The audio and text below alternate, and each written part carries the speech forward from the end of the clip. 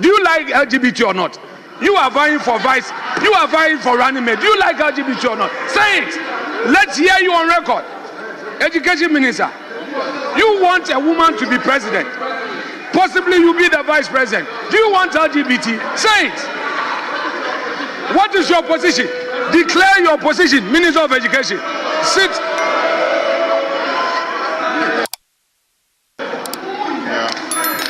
Yeah. Interesting times in Ghana. You were in Ghana. Parliament passed the law. Nana Addo Dankwa was in breach of the constitution. You didn't have the voice. He didn't read Article 106.78. Read it. He was in breach. If Parliament gives a bill to the president and he can assent or not assent, the constitution provides what he should do. Did you do that? So we are asking the majority, we are asking NDC government, where is the Human Sexual Rights Bill?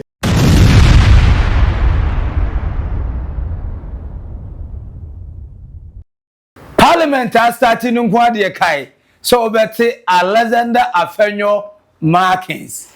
Only the minority side, pressure upon pressure. LGBTQ plus, and go for a gamubiona. LGBT scorpion, you places on that shivling. Whether you like it or not, you like it. Majority leader, you stay away from this matter. You've had your bite. Mr. Speaker, it's okay. Leader, you say Mr. Speaker is not around. You say the clerk to Parliament is not around. I would oblige you. Na sasabun some cry 1,000 years esonye. Every follow come one like a lie. Over there is some professor hey. And this mumpo. LGBTQ no. Sa bill no more pass bill we. Now when I end this according Mahama Ayariga. Hey. Ghana politicians. Mahama Ayariga say Human Sexual Rights and Family Values Bill. My recollection is that it was passed by Parliament already. That's my recollection, that we passed this already as Parliament. We passed it. Now, Bill is here passing that do. And you pass it. Haruna Iddrisu say, we are seeing the mumpa, say, Nipa yo cobra of kind of mumwa. And the MPP for you are not against LGBTQ, Billy, and the Omo.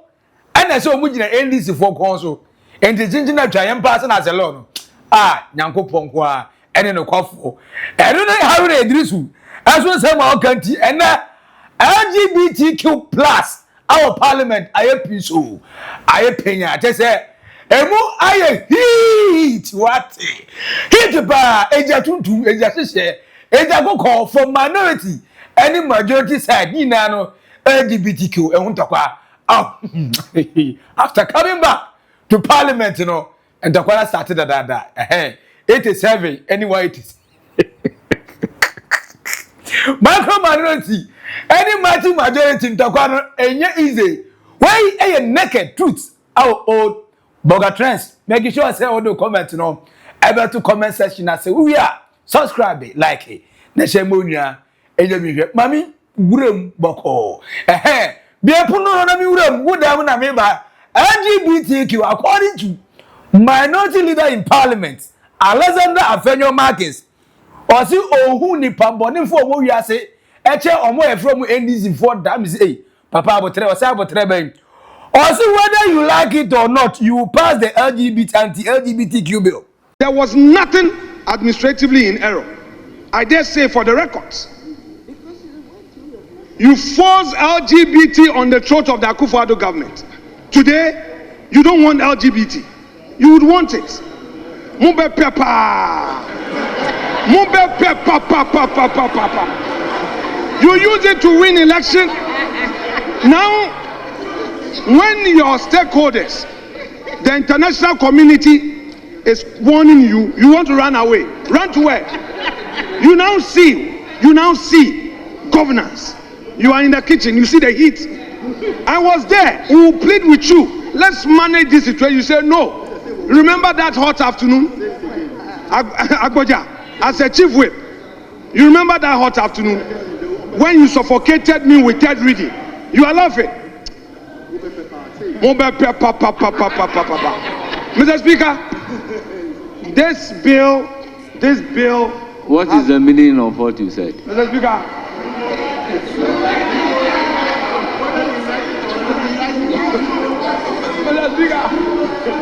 Mr. Speaker.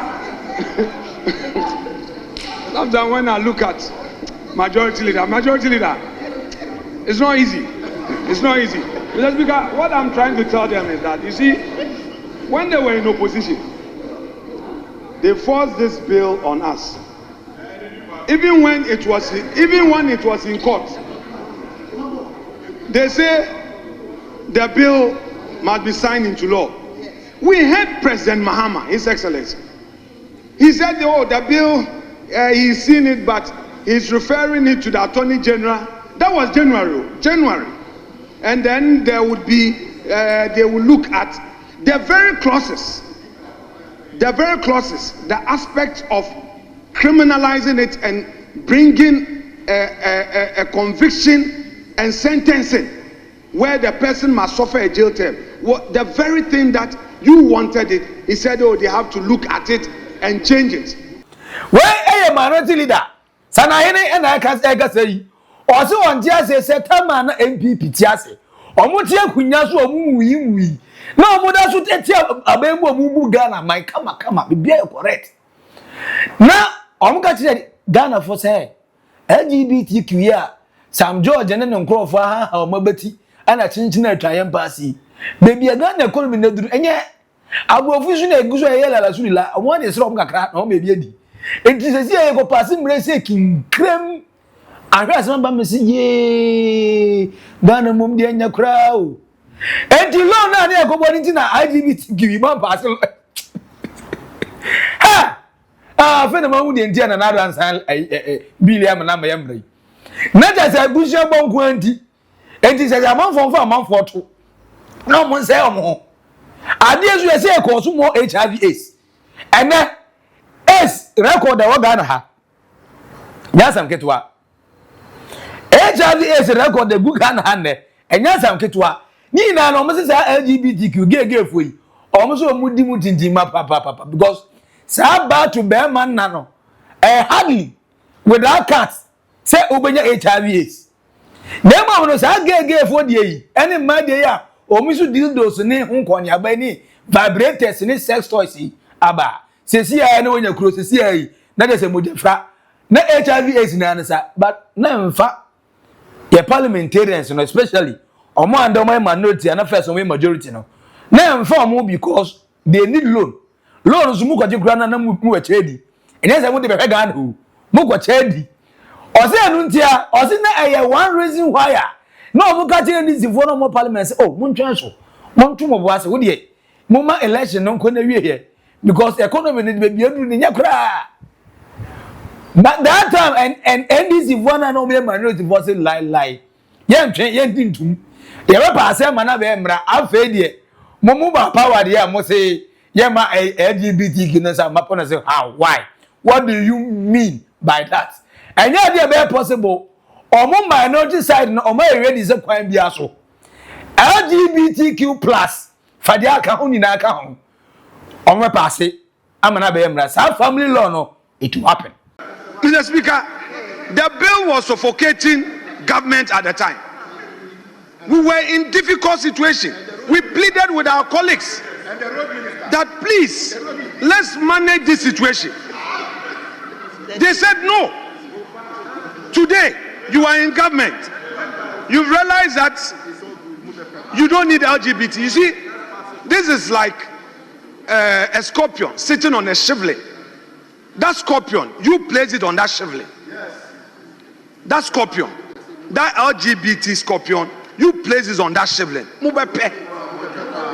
Whether you like it or not, you like it. Majority leader, you stay away from this matter. You've had your bite. Mr. Speaker, it's okay. Leader, you say Mr. Speaker is not around. You say the clerk to parliament is not around. I would oblige you. Na sasabun some cry 1,000 years esonye. Mr. Speaker will come next week. But you are offending our rules. Oh, Mr. Speaker, I'm explaining. Whatever you say I will translate. You have to translate. Even if we give them 1,000 years, 1,000 years will come. Very well. So, leader of government, it's okay. It's okay. What do you want to say again? You want to do your you want to do your variation of order. You want to vary. You supported, you were in the middle bank. You were their chief legal advisor. You supported it. Now you are running away. Mr. Speaker, it's okay. It's okay. Mr. Speaker will come next week. Reverend, definitely next week will come. God will give us life. Whether you like it or not, that bill, you pass it. And use your super majority to reject it. The education minister needs grants. He needs foreign aid. He needs support for his ministry. Now, do you like LGBT or not? You are vying for vice. You are vying for running mate. Do you like LGBT or not? Say it. Let's hear you on record. Education minister, you want a woman to be president. Possibly you be the vice president. Do you want LGBT? Say it. What is your position? Declare your position, Minister of Education. Sit.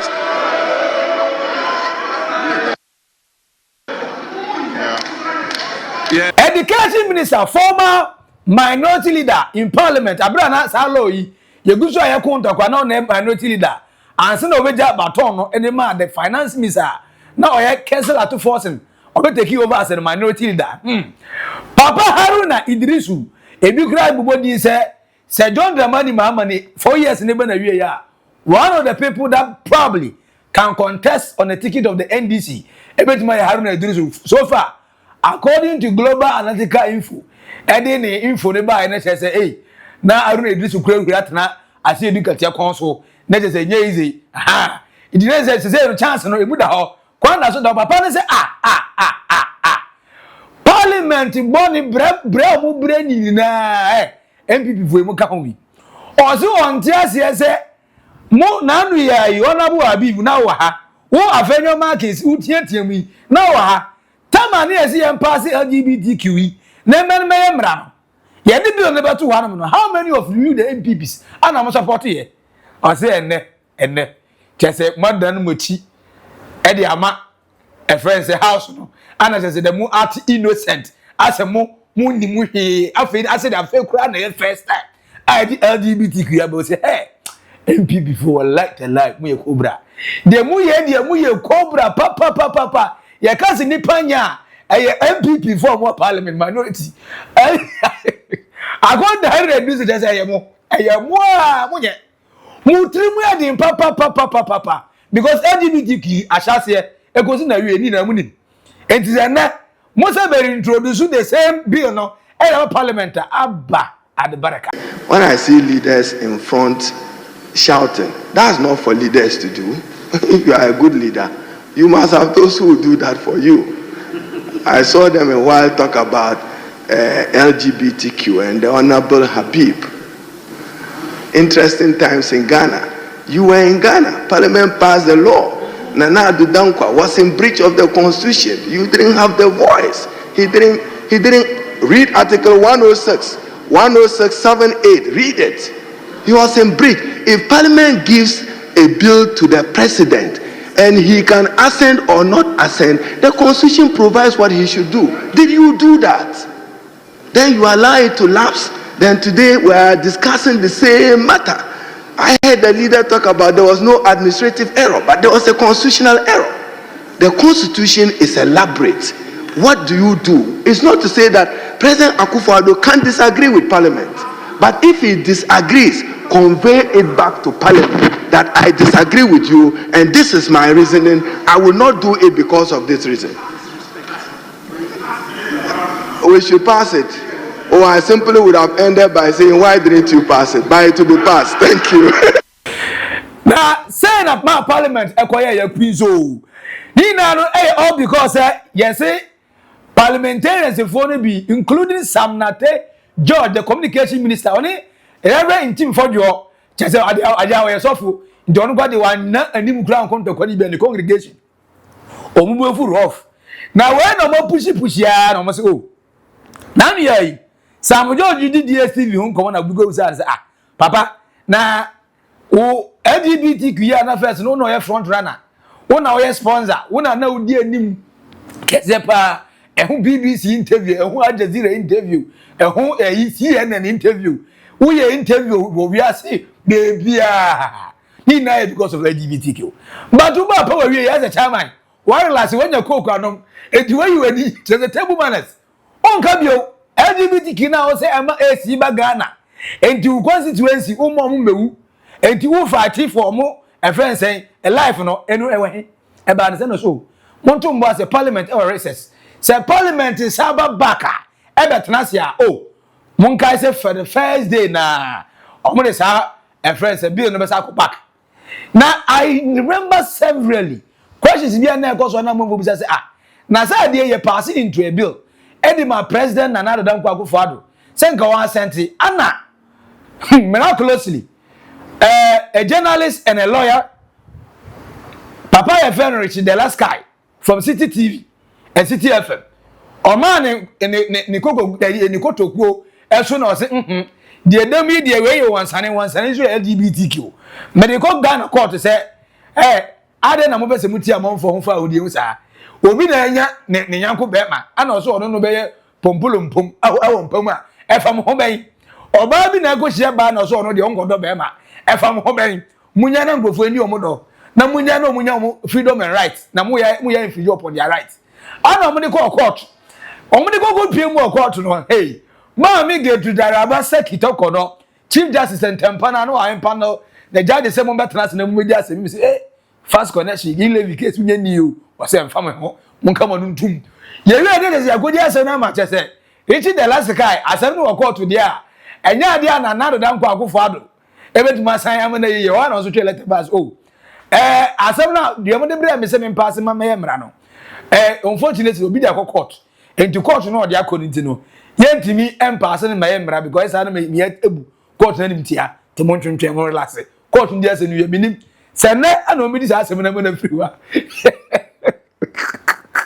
Ghana de se make hana make hani chale na de se kwayiri anti man san yo atuatwa na wei na nado Dan Kwakufo ado se wasi oni so bio John Mahama o se ono as an assemblies of God ni a obi anim se asore de papa ni fa ni agro o se enya de ono ni mpensu yi ebi be si da se sa gay nsemi o wa be jetu dem was the problem is say obeji etu na uni ntu because yem fa constitution by na amon for bokro no dada emre bia ma ye say ye te kromfo ye te ne tum ye ma ne 10 years 15 years na amon for bokro no dada nti eno na necessity say de mra beba enti e obvious say gay nsemi eguzo e koso Ghana lesbian nsemi eguzo e koso Ghana I just every 2 market days bia no ubehu 1 or 2 people bia omo ne ye omo signs and symptoms HSM krofo gay and lesbian complete enti kwamba so ana betima pass am na be mra yes anyema we etu obeta once and for all na enye discussion ochina bi hu se obi na baby no na bonten no be no se ono de na dwema ansem no ono de oye oba no so no de beko oye be ma so a na se kwian na ya chinde ma police for eno so na NDC for se ade ya pass am na ya mra wie dada Lord for ni bi se ade no se president dada na si enko ade bill na e pass here no say no null and void I say this is circle back echo reintroduce and I remember perfectly was John Mahama or granting one of the interview before so be president no guys oh look say ono as a president one thing obeka say LGBTQ yema ntete pa e wo school move from elementary schools say besi omo tertiary education pay your culture any traditional idea a training omo anasa nature omo di no they will have a reason to go and be gays or lesbians and think I won't hear person can be passing Mr. President ye but the other dey more education no a western education amodema 2 and Ghanaians consume more western content every local content obekono movies are abrofu die ne yepe yempe local ones no because yourself been same no doso or more advanced and the Hollywood and one you go so ayefe Hollywood is on to me 3 seconds abra on a friend say gay or lesbian scene where they obehu bi Ana out of broken heart I don't do another sunti. Ebi afa man bi afa say ne ye koye lesbian. E member no so aya, but this almost say member no me gay no. Omu twa rough. Enti ebi ni hia. E komani bra, eso de e ko agodi sika. Enti sa de we say pompeo. Wonti mi nka say afa na ko training kwala no, na wa besesa no. Enti eye den. E say empenifo na. E say empenifo so betima kan wonu atuma this a law. Enti say law na e be ne den. According to Mahama Ayariga, the majority leader in parliament, and it says, Adiano, yada to parliament so that I'm a baby bill. Indeed, the ono can say, the only say, or who say, more advertising this particular agenda. How? Now, the other person, I am not here. Aiden is introducing the babak. Human Sexual Rights and Family Values Bill. My recollection is that it was passed by parliament already. That's my recollection, that we passed this already. As Parliament. We passed it, and the issue was giving it a presidential assent. So that is where it should be taken up. I don't see why anybody should bring us a bill that we have passed already. I think the step is to push for it to be given the assent. Yesterday I saw it on the order paper, and then I was asking myself, but who brought this? And really, a bill that we have passed already, you haven't convinced me that, there's a need for us to work on a bill that we have already passed. So in all sincerity, and I like to be very, very frank and open, I did ask the speaker, I said, Mr. Speaker, but this bill was passed, and why is it on our order paper again? And then the speaker himself also expressed surprise finding it on the order paper. And I recall we invited the clerk. The speaker invited the clerk in my presence and asked the clerks, how did this bill find its way advertised on the order paper? Because he too didn't know how it got on the order paper. I mean, I like to be very, very transparent. If the clerk, I wish he were here, I would have said in his presence, yesterday this thing happened. I saw it, I was like, this bill, what is it doing here? We passed it already. Well, we've been invited to consider it again. And so that is so the only one that indeed yesterday Speaker and I agreed should attract our attention is the one brought by Honorable Patricia Ajay. She is here. That is the Property Rights of Spouses Bill. Now, when a Reverend Ntim Fordjour, one of the sponsors, Edema the LGBTQ, Anti-LGBTQ bill, no. I say, wait. And some majority leader Canada and making sense baku say, I am very obvious. Say, and this is for any materials. Almost person, almost down, just a 2/3 in parliament. Nobody will know more. Ni na almost person, Omema Sadi Wabemra. 3% of our population, as per Afro Barometer survey conducted, indicating that 93% of our population consider matters of LGBT and age-related practices highly repugnant to our tradition, to our values as a society. So today, after we had duly submitted the Human Sexual Rights and Family Values Bill 2025, a bipartisan bill, to Parliament, having gone through all the procedures, the Speaker of Parliament having admitted the same bill, the Clerk to Parliament having admitted and approved, having referred the bill to the Legislative Crafting Department, after the proposed bill had been reviewed, it was sent to Attorney General's Department for their review. They brought their comments, the comments were incorporated. It was further referred by the same Speaker and the Clerk to the Committee on Private Members' Bill, chaired by the First Deputy Speaker, who is in chair today, who gave this unfortunate ruling.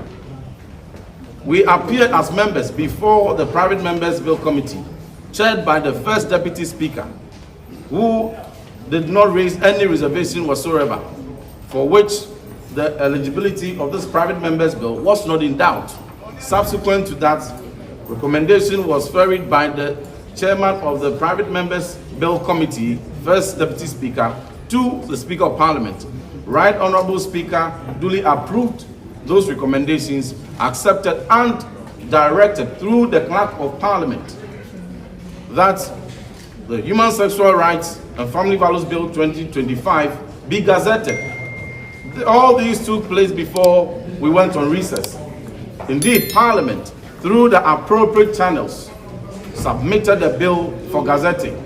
It has gone through gazetting, it has matured, and has been duly advertised yesterday, 21st October 2025, for first reading, for consequential referral to the Committee on Constitutional and Legal Affairs, for the subsequent processes to be undertaken for the bill to be passed in line with the aspirations of the overwhelming majority of Ghanaians. Today, we came to Parliament only to see that NDC members of Parliament and their leadership have gone to, in a very conspicuous, in a very rather Nicodemus manner, removed the Human Sexual Rights and Family Values Bill, which was advertised yesterday, and all of you were witnesses to it, and you even published that story. Now, Ntim Fordjour say, we are disappointed in the NDC for attempting to run away from the bill. It is surprising to hear the majority leader claim the speaker is unaware of it. That sample can't be true. Or say, the majority leader Mahama Ayariga kani nano. Ase bosim trimka wa boni trim na waka na asem. Or say entimi nyen no kred de biara da. Say Speaker of Parliament no onyawe no. The agenda of the day ready for him the buy. Omo parliamentarians in the whole Speaker of Parliament. Nisan enka bi enye possible enye no kred de biara da. So we are asking the majority, we are asking NDC government, where is the Human Sexual Rights Bill, which had gone through all the processes and approved? Today, the majority leader is telling us that Speaker is not aware. The clerk is not aware. And the first deputy speaker is saying he's not aware. But he chaired the committee that approved this bill as private members' bill. It was the speaker who approved this same bill and directed for gazetting. It was the clerk who wrote the letter accompanying the gazetting. So why is everybody saying they are not aware? Suddenly, this goes clearly to indicate that there seems to be a clear attempt by NDC government to run away from this bill.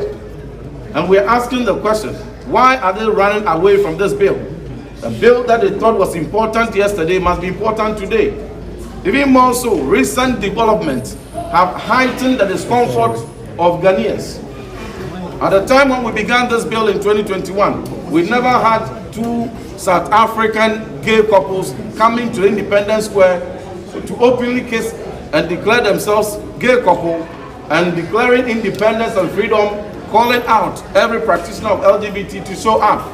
We did not see that. But under President Mahama, that has occurred.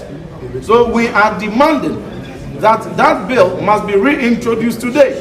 An addendum must be raised for it to be brought back. We will not allow NDC government to run away from the bill. It's a bill that is important to all of Ghanaians. We all know the propaganda they put up to this bill, the lies they peddled. But we passed it when we were in government. Why are they running away from passing the bill?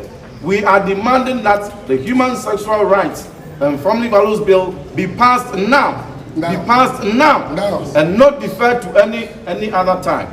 But the record is set that no speaker cannot say he's not aware, clerk cannot say he's not aware, the majority leader cannot say he's not aware. He was in copy of all the correspondence. First deputy speaker cannot say he's not aware. Everybody is aware, and the due processes have been undertaken and fulfilled every procedure. Now is the time that the bill, wherever they stole the bill to, they must bring it back and feature it on the order paper. Ghanaians are demanding that we pass the bill now and to satisfy their cravings, that we protect their tradition, we protect their norms, that in this country, only two people of opposite sex can get married, a man and a woman. Marriage can only be contracted between a man and a woman.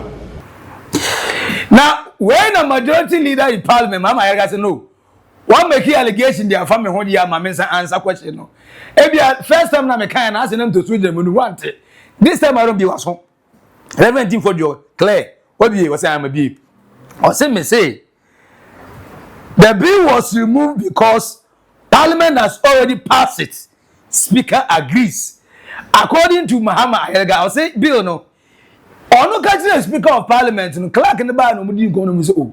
See any car passing into bill a weird ya. Then ehu here bio. Say you better say better so say be bobo na. And some of you na dosun. You call research watch it. And you a lot of things they say discuss it. Yeah man there ya pass by bill. Now president na anye pene ye ansa ma na me mra no. Ye ntra ha me say Afenyo say go gudi ngomo be bio. O se dey na wo eye nim a mo nkan ye. Nti ono ye na mama say ade say be pie back. Ani gwa sin ka pie. Omo ye na bia na parliament mra no. Omo nim kwa parliament fa so ye aduma. Nti there is no way ade we say ade back. Na say be go through all the legal procedure our parliament and sana ya partner by law me say emfa nti according to majority leader Mahama Ayariga say hey the waka anti-LGBTQ law no sa family law na wo pass here no I build the dada ya fan John Mahama na wa sent it. So when we drew the attention of the speaker to the advertisement, he indicated that he did not recall approving that it should be advertised. And the clerk told me that he thought the bills had gone through the processes. But Speaker said, well, you have to bring me the evidence, because I don't recall approving that these two bills should be advertised. We indicated that we thought that the bills had been passed by this House already and had been sent to the presidency for assent. And so we didn't see the need to reconsider a bill that has already been passed by this House, waiting for presidential assent, unless the constitutional procedure for returning the bill to us is complied with by the president, for us to reconsider and then use our 2/3 majority to approve the bill, even if the presidency had some issues with it. So Speaker then actually instructed the clerk to reconsider his action. I believe it is in that spirit that today the table office did not advertise that bill. According to Laura to Musa Saka, or your NPP communicator, or see her, Sam John or Rena Uno, LGBTQ, Papa, or the dinner we are Captain Amban. And born said to me appear. She will be Adria, Ghana, Quadria month for our USA, our BBC now. Or see Afenyo obey minister, yeah, hey. According to say DSTV no Mokontakwa, but you know any telecos Kontakwa. Or see Anto about more for DSTV in tea. Ya Anto about more for telecos in tea. The entire you have not George, you are 2 about my idea about one thing persuade you any of Parliament. Oshia traditional leaders ne NDC supporters 26 January afiwemu 2025 okase ono waya crowd say odene nkwa beto yempese obehwe ne nkwa nyame mpengu bo okase speaker okay Oshia traditional leaders ne NDC supporters 26 January 2025 okase waya crowd say odene nkwa beto enam LGBTQ Billian. Ya papa oti edwem President Mahama ankasa. Okaya bill ni kodu President Akufo-Addo ho. Oka say it's our hope. Na mo ankasa mutwae. Eda mo Facebook page so. Eda Peace FM Facebook page. Mutwae video. Or say it's his hope say President ba sign it. Ba wan sign ya. Ebeba. De making na make up say the NDC for kan the way almost so now na do baby say Sam George nkwa ne so nyame and NDC for nkwa ne so nyame wo kroma ya ye wa be mi ne ya ye wa MPP ne dia say Bunsam James Street ye train from 2021 near bill ne parliament pass a bill ne 2024 I think say February President Oteso no wo bibi ka wo no man secretary trauma parliament and also ye train is gidi on signing one signing Ghana for say the way MPP here in your mano omoni nje nti mo amuka asem beba be ye ni yi no momra the way omo fa so aye no ni adwen sanka ban na omo pass but akosi say na enu ade majority leader kan aya koya na dwuma na sem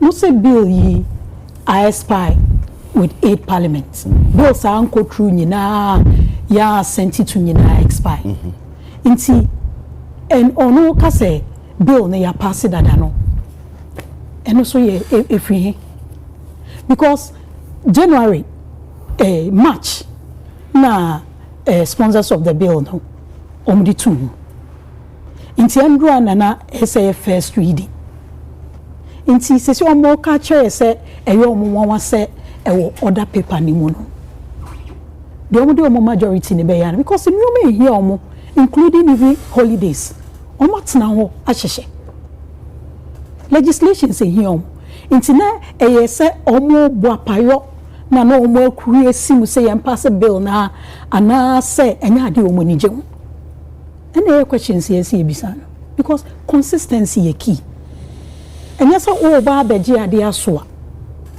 na afede ye bedu se ye ho adwuma o sa twentwen so nti o mon kan che Sam George dan wo kroma oni DSTV for mo wi so mo wi ya I don't think say o share your bo DSTV LGBTQ union e ma ni beji ni di ama Bloomberg cry actual story say it looks like or double down I said they were not kasa ne boso no ahondia no di jinemu no I say ni na ayira ana jatana Daniel okra sisi obu ni o me ni chie onkem say efibra wo mo eba ye o se match wa pe wo asmakan match and omode bill no esande ko label na aka enra and never the first reading nti no say ye dey atum na say first reading no abaso say maso no say to me nyina sa eno so fan criticize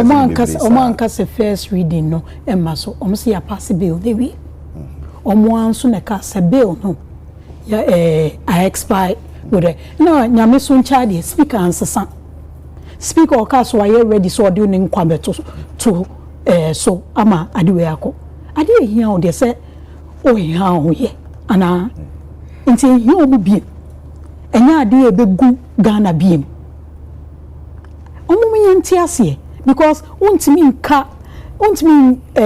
change positions a just say Ghana for no omumbu ana say entro no mu twae omumu yehu musi de ebeye bia mu de mu jitu edu baby na wa aban mu wa ye MPP ni ase ye yibru nsama wona audio because ye pese omu yusu nsama minka especially Sam George so na ye or you one of the sponsors in some o kekan ye mintimi e ma nudu nti ende owe he ehia ni biem President Mahama hope say President Kufuor be sign wanya obeba be ehia ni biem mo yen hwe na yenye eti Sam na te George na age ne dui awo no de say yes omra o meidi Sam no ba we dia aba de baraka man ka bi kura ma Sam George aba na ma nya fe papa no adwuma o ye na secretary minister AY adwuma na esuma so onye na o ye no telcos no ele kwa nche se ba na pressure o mo sa fa band ni bi nka ho na o mo ti sika na so na e friend say telcos for so no sa o mo go slow na o mo ye no munyai se me sa meja na be ba so e marantem na o make sure say he o ma ye o mo ne ma yi MTN kurom kura no we na bebi wa kura network ni eso o mo say everywhere you go ntronko a eno enche be ma na pressure na adwuma no eno anti no communication minister entu ntimi gase no na adwuma LGBTQ de national interest. You never fight against. And as a member of parliament, not as a sector minister, what you can say, why not? But my question is, I don't know MPP why I want to say. I don't know idea some few months back. Morijeti Yaman Penamana Maso. All of a sudden, you want it to be happening. Balance fight. All of a sudden, it look like say NDC from 1992, Ebezi 2025. I say the last 8 years, any MPP before Kasafa Galam saying one. Sometimes you have to do like this and do like this. Oh, because they are shocking. Say, hey, the MPP in Kasafa. The same people here demonstration. I'm talking about 53 people. They go to move because I'm more anti. First, stop that I'm saying now demonstration. Now the anti-LGBTQ bill. Just a few months back, the entire MPP caucus were silenced to a point the like of Oslo Usu and Co were even defending. So they don't see why it should even be make a big deal. Say, yeah, but discussing the parliament. Like really, a country where we used to shame women for wearing short skirts, a country where we used to shame women for dressing indecently. Yes, Obani Bada, okay. A country that have accepted religion to extend, they say you might even think say we are the originators of religion. And yet in the Sodom and Gomorrah story, yet we still say it is nothing. A country where we have prioritized to extend, say, no polygamy, enjoy filikama. Now, our country now, Bemba put me wearing my 5 6, no. What's it? And Bemman go worry. What's our country, no? A normal. Why did we divert and digress to? You do other baby. And you're normal. And besides, me, I've never seen Obia yet gay and a lesbian. Me who's on me a normal that because you can't tell me they are normal. Na Bemma Pagina who nam me yango Bem. We okay. Shabana more body. Shall for your 2. What's it mean your way? Na me go in a Bemma. Na me guys I love you. We okay. Bema Dori Nyanko Bema sat down for crying and I love you. When you're serious. So I can't now see me discussing LGBTQ or parliament. You can discuss it then. You can discuss it then. If I'm LGBTQ, never carry a culture, who money Tofiakwa. And this is for Munya Mamusu Sufubia, yes, Ramo. Samusu as a children, and we go slow. Sadia, who every some person as a billa, go back and do it. Minim long grown up Musuro say, someone sign LGBT can the other African countries no sign. Omo one say, Yamon Scabia to move. Yana say, according to a first attorney general, a first a ora Timmy, according to some Wakuja Tabla, I say, hey, Sika and gave it to Mary TV from Ora no was around 21 billion US dollars. Now, Ghana can I say how much is our entire debt? But look at the amount of money we say some people have stolen in the last just 8 years. And we have been stealing since 1992. Since 1992, as I said, may say people have been stealing how? But the last 8 years, according to Ora Penny, some more could have black over 21 billion. And we are still being so coward. Say, you pass and be protecting the Ghanaian people. Because we have to go for loan. And those who are going for loan, even though they have their wives and husbands who are normal kind of relationship. But Omega say you come emra. Yet here no corporal punishment, no that brain jet yeah. Dress like this, yeah. As a jet, wear a furnace and wig in here. Just say everything is colonial mentality. Did the bend then you the bend that an Africa, Ghana, you be now when you say in your beggars, you better show your beggars in a sa. I bet you could say bread. John Mahama Mama wait dear. Say also cross for the pass for the queen. Who got the one you cried in Ubanyasem. When I say to you, Osha, I was sorry na. What you go MC? I was sorry. Now say now you know leading praises and worship. John Mahama over you. Ube asente ma de na be yemra ade we de mo po mum pro mo ma ne yemra And almost say na yes of it LGBTQ issue now. Does it bring development? And who is saying we cannot do the two at the same time? Who is saying at the same time? We can pass this into law, and at the same time we can still keep on doing our developmental projects. And it possible, yes, and this is yes, the Monsan. Monsan family, we need to seize this hammer we are passing a for God and country. And heat what for comment no. I to comment section and say we are subscribe like in Neshimonia and so any edino a back up number 1 Maxi Billian our naked truth on Oldboga Tres. Bye bye.